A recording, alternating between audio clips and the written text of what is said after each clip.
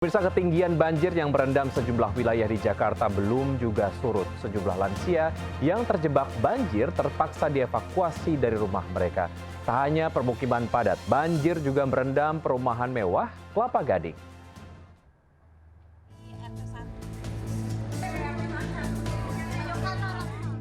Satu persatu lansia yang sakit dan terjebak di dalam rumah dievakuasi warga permukiman padat Kamal Kalideres ke posko pengungsian. Seorang di antaranya sakit di bagian kaki. Banjir setinggi 1 meter merendam ratusan rumah warga akibat buruknya drainase. Sebagian masih ada warga yang belum kita inikan karena terbentuk transportasinya. Permukiman padat penduduk di Semper Barat Cilincing, Jakarta Utara juga terendam banjir sempat mencapai ketinggian 1 meter usai hujan deras mengguyur. Petugas pun mengevakuasi lansia terjebak banjir ke tempat aman. Banjir yang belum surut memaksa 238 kepala keluarga mengungsi di Rusun Embrio Semper Barat didominasi anak dan lansia. Pengungsi ini baru mendapatkan bantuan berupa makanan dan air mineral serta karpet untuk tidur. Banjir juga merendam permukiman mewah Gading Gria Lestari Kelapa Gading dengan ketinggian bervariasi mulai dari 80 cm hingga 1 meter memaksa warga mengungsi. Banjir akibat curah hujan tinggi serta luapan saluran air. Dan sebelumnya nggak ada, dan sebelum-sebelumnya juga memang jarang. Ini aja karena hujannya intensitasnya cukup tinggi, sehingga kayaknya selokan-selokan udah nggak bisa. Warga berharap pemerintah segera memberikan solusi agar banjir tidak lagi merendam. Dari Jakarta, tim kontributor iNews melaporkan. Pemirsa, hingga pagi ini permukiman padat di Cengkareng masih terendam banjir. Banjir juga masih menggenangi sebagian jalan di ruas tol Sediatmo, arah Bandara Soekarno-Hatta hingga kendaraan hanya bisa melewati 2 lajur. Untuk mengetahui kondisi terkini sudah ada Syahreza Zanski dan Hamzah Hasibuan. Silakan dengan laporannya, teman-teman. Pemirsa, untuk situasi di tol Sediatomo yang merupakan tempat banjir di kilometer 26+200 hingga saat ini sudah mulai bisa dilalui oleh para pengendara, kendati sempat mengalami penutupan karena adanya banjir. Dan seperti inilah situasinya, 2 lajur sudah mulai bisa digunakan oleh para pengendara yang mengarah ke Bandara Internasional Soekarno-Hatta di kawasan Tangerang, di mana banjir ini bisa terlihat di bahu jalan, di mana untuk di sisi kanan saya ini banjir setinggi 20 cm. Artinya para pengendara tidak bisa melewati bahu jalan dan ini juga ada pelang tentunya yang membuat para pengendara tidak bisa melintas ke bahu jalan. Dan dari pihak Jasa Marga sendiri dan juga pihak kepolisian masih berkoordinasi untuk pengalihan pengalihan lalu lintas tentunya, dan hari ini sudah ada 4 unit pompa yang dikerahkan dan akan terus bekerja hingga cuaca bisa dinyatakan aman sehingga banjir nanti bisa segera reda, di mana 2 hari yang lalu terjadi hujan dengan intensitas tinggi, dan tentunya masyarakat bisa kembali melewati ruas bawah jalan tol pada kali ini dan diharapkan bisa jaga kondisi supaya tetap aman dalam berkendara. Dari kawasan Tangerang, Syahreza Zanski, Jakarta Samsa, iNews melaporkan.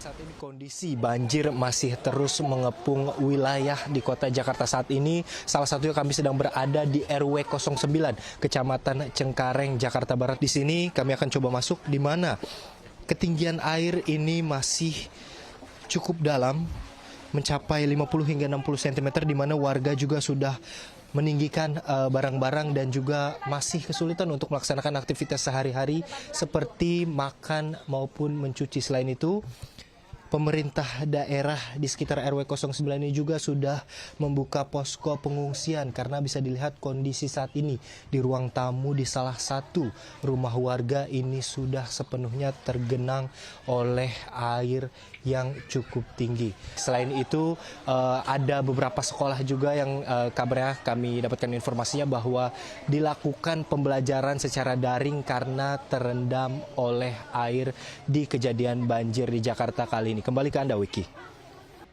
Pemirsa, 3 orang pendaki tertimpa longsor di perbukitan Tanjung Jepara, Jawa Tengah. 2 pendaki bisa menyelamatkan diri, namun 1 orang belum ditemukan. Evakuasi korban berlangsung dramatis ditandu menyeberangi sungai berarus deras.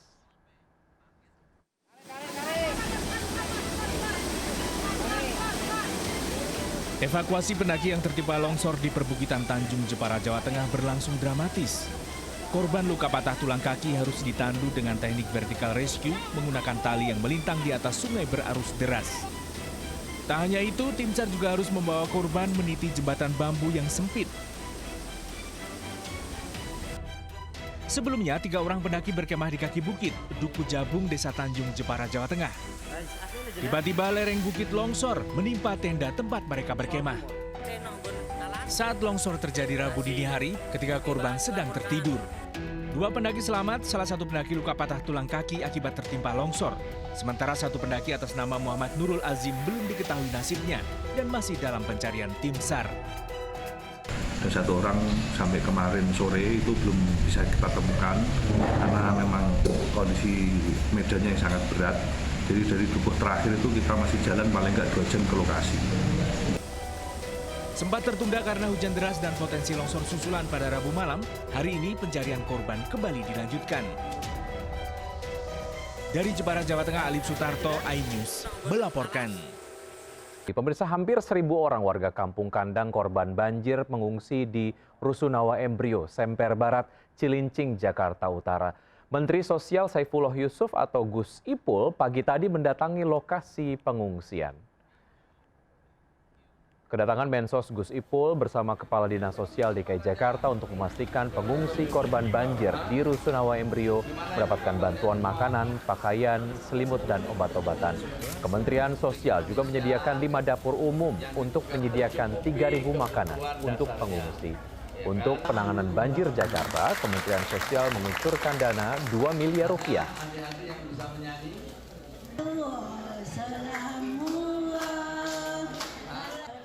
Ya, selain di Jakarta, banjir setinggi hingga 1 meter juga merendam berbagai daerah di tanah air. Pemirsa, ironis, beberapa titik banjir tak memiliki posko pengungsian. Warga harus tinggal di langit-langit rumah.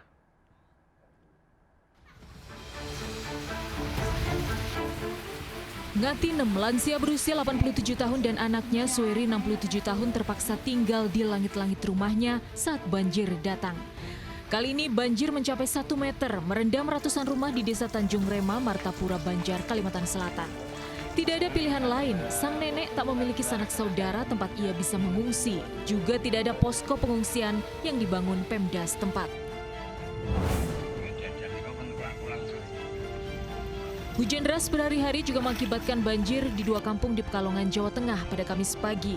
Ratusan rumah di Pasir Keraton Kramat dan Kampung Baru Tirto Kota terendam hingga 1 meter. Banjir akibat luapan Sungai Brem tidak bisa dicegah akibat tanggul terlalu rendah dan ketiadaan mesin pompa penyedot. 8 kecamatan di Pasuruan, Jawa Timur juga terendam banjir Rabu kemarin. Ketinggian air 50 cm hingga 1,5 meter. Salah satu yang terparah di Desa Kedung Bako, Kecamatan Rejoso. Warga tak sempat menyelamatkan barang berharga, furnitur, kasur, dan kulkas. Akibat banjir, 18 makam warga dan jenazah di Kelurahan Kerajaan, Mejayan, Madiun hilang terseret arus. Tersisa nisan yang berserakan dan kain kafan usang. Lokasi makam berada di tikungan aliran air, mudah tergerus saat banjir deras tiba. Warga berharap makam bisa segera direlokasi menghindari kejadian serupa di kemudian hari. Tim Liputan iNews melaporkan. Pemirsa, selain banjir, angin puting beliung menerjang Cilacap, Jawa Tengah hingga puluhan rumah rusak. Puluhan rumah di Cilacap dan juga di Cirebon, kemudian Jakarta, angin kencang menumbangkan pohon melukai pengendara motor. Ya Allah! Angin puting beliung ini tiba-tiba menerjang kawasan pemukiman penduduk di Desa Sidamukti, Cilacap, Jawa Tengah. Kencangnya angin sampai merusak sejumlah bangunan termasuk atap sekolah membuat warga panik dan ketakutan. Warga menyebut angin kencang tiba-tiba datang tanpa hujan. Atas itu ada mendung, muter mendungnya dari utara ke selatan terus langsung ke barat. Dari barat ada angin juga, langsung muter tembok di sini tuh. Saya lihat ada puing-puing pada terbangan ke atas. Tak taunya tuh di belakang saya itu apa tuh garasi ini tangga saya tuh bunyi peratak-peratak. Akibat kejadian ini 40 rumah warga rusak termasuk 1 mobil warga. Dari Cilacap, Jawa Tengah, Heri Susanto melaporkan. Viral, rombongan klub motor nekat masuk jalur roda cepat di jembatan Suramadu. Mencegah pelanggaran terulang, petugas akan memasang pos terpadu dan portal di pintu masuk jembatan Suramadu. Rombongan klub Vespa yang datang dari arah Surabaya ini cuek, santai, melaju di jalur khusus roda 4. Video ini viral di media sosial menuai kecaman warganet karena aksi pengendara motor menerobos jalur cepat membahayakan pengguna jalan. Unit patroli Jalan Raya Polda Jatim 8 Suramadu menelusuri identitas klub motor tersebut. Mencegah pengendara motor masuk ke jalur cepat, petugas PJR akan mengintensifkan patroli. Selain itu, petugas akan membuat pos terpadu dan memasang portal non berbayar di pintu masuk jembatan Suramadu.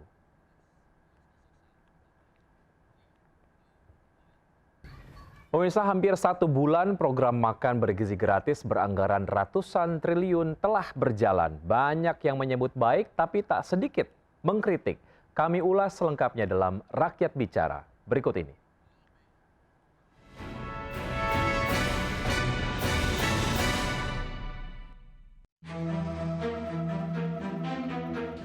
Kurang dikit.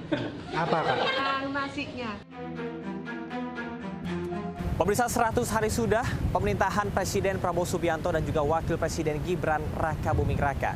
Sejumlah program telah mulai dilakukan. Salah satunya adalah program makan bergizi gratis yang cukup menarik perhatian dan juga menuai pro kontra di masyarakat. Akan kita ulas dalam Rakyat Bicara bersama saya, Camar Haenda.